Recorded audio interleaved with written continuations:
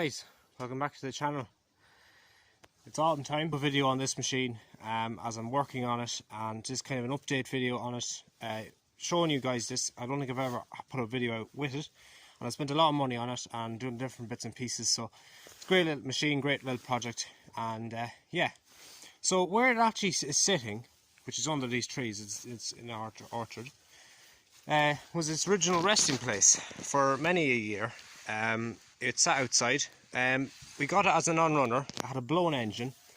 The original engine was a 17 horsepower overhead cam Briggs & Stratton engine, electric starting.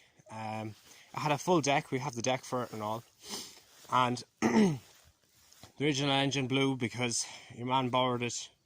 This fella borrowed it from the original owner, and he forgot to make sure the oil was up and fried the engine, made crap of the big end bearing on the engine, and it would have fried the piston, and because it's an overhead cam it would have done harm to the valves. Everything would have just been fried, and it's worn. I do have the engine, and the block I think is cracked as well, so when it did eventually explode the block cracked, so it was a no-go. You couldn't save it. But anyway, we got it, and we meant to put an engine into it, but we couldn't justify the price of a new engine or the trouble of going to get an engine for it. It was a mulcher mower. It didn't actually have a bag. It just had a deck underneath. I have the deck behind my shed, and so that's what she would have been. So now you're probably wondering, well, if it had a blown engine, why the fuck is it still driving, and how am I going around with it and using it and doing it up? Well, I got an engine for it. It's a 5 horsepower, so I know it's stepping down a fair bit, but it's not actually bad. It's a Briggs & Stratton, very same, and this is a 5 horsepower engine. Now, this is actually running off its original crank it had. This was a push mower. It was a self-propelled push mower, and I was able to use, because on a self-propelled push mower, the power to power the mower is off a belt pulley, and I used its original belt pulley and remapped it. Or once I put in this engine, it actually lined up absolutely spot on. At least you can see it. There's the main drive takeoff pulley. That's where the blade would have been at the bottom there. I had to cut that off because it was all kind of the one piece. So, but I was able to put a new belt and run it back to the transmission, and of course the clutch works. So yeah, okay. Just a little more jobs to be done with it. I know you can see a bit of oil. That's actually oil, because I had to refill it, and it spilt a little bit down here. It's not that there's any cracks or anything, thankfully, or leaks. It's just that it ran down the side of this. So she's good to go. So there's the fuel tank. Its original fuel tank is there. It's under the seat. But because the original engine in this ran with a pump on the side of the block, had actually a pump to suck the fuel up from the tank, so it wasn't actually gravity fed, and it lifts out of that tank and down to here. And I was actually running it off that original tank, but it kept cutting out, because if this went up a hill at all, she'd lose fuel. She'd have no fuel, and the fuel would actually just drop down, and that'd be it. She'd stop.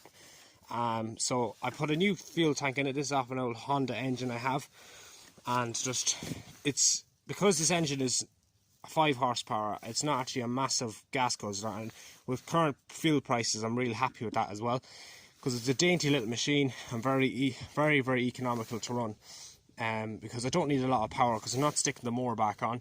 All I need to do is pull things around the place, usually a trailer. I have a little homemade trailer for it. It just runs off a fuel tank, and that's just bolted on, runs down and into the carb there. New air filter. She was given a full service, and yeah, she works absolutely treat. And a big part about it is it's not electric starting, so you do have to do a pull cord, which I'm actually delighted with, because it does away with the likes of a battery, key, ignition, any of that sort of stuff. That's very expensive, and it's just so much handier just having a pull rope, and away she runs, and it's so much handier and reliable. I made this bull bar for it, for the front. As you can see, it did receive a bit of damage from being hit on certain things. So, and I've seen several of these lawnmowers with bull bars. I said, you know what? So I actually made that bull bar myself. It's actually really strong. It's bolted straight onto the frame on both sides, and it's proper strong, and it has saved it more than once from being hit, because that will take the bang first before before it damages the bonnet. So tyres were all original, and they still are. I did have to put new tubes in the front 2 tyres because they were rotten. Tubeless tyres, once they get to a certain age, or if they're rotten slightly, they'll just leak, and eventually just said right, and I got 2 new tubes put in either side, and jobs are good in there. What more about this? Oh, drawbar. I made a bit of a drawbar for this.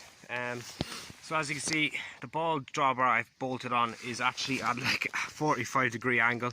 So what I'm going to have to do with that is just cut that and reposition it that it's actually upright. So if I want to put on a ball hitch trailer, like a car trailer or something, because this will pull it around the place. Even though I didn't have it on this hitch, I did have it on, which is only a bolt, but I just hooked it on, and she pulled the trailer no problem. So the controls on this are the very same of what it was before. I was able to use its original throttle that works the throttle on the main engine. You've pulled cord the far side, so you don't have an ignition key or anything like that. Gear stick for the gears, and then your stopper is this one, this little button here. This used to actually disengage your mowers when you're reversing, but now it's used as a main stopper, so that's how I turn it off. There's the handbrake.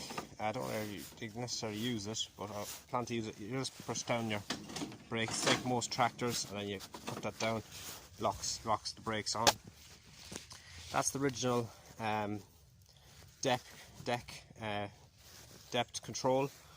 I'm gonna maybe rig up a piece to run to the back here, so I can at least have like maybe something that can be adjusted and use it off that lever, because I do plan on maybe at some stage, but like about time, to get its original deck that used to be under the mower. Obviously I can't run it off that engine because it'd be way too much ask for it, and then I like having it as a tractor the way it is, but if I could have a pull behind mower, like have the deck on a frame, be able to pull it with the John Deere and have a separate engine on it to run the mowers itself. So it'll actually have like a separate mower, and it'll have its own engine, and that's probably just an idea. To be honest, the big plan on this now is just to get the clutch working proper. I might make mudguards first, so when I'm actually doing all this rust that's on the deck or on the main body of it, that'll all be done, and then I'll put on the mudguards on the back.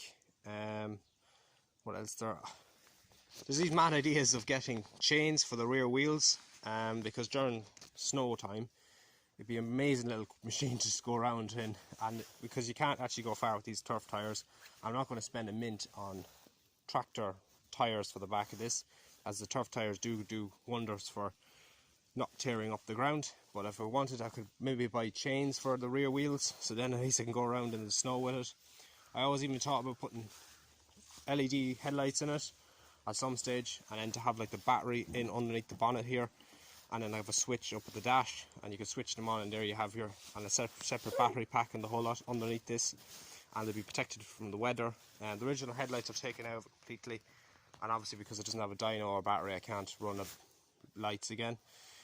But yeah, it's a work in progress. Hope you enjoyed the video, guys, and have a happy Halloween. Okay, right, I'll see you in the next one. See you again soon. Bye for now.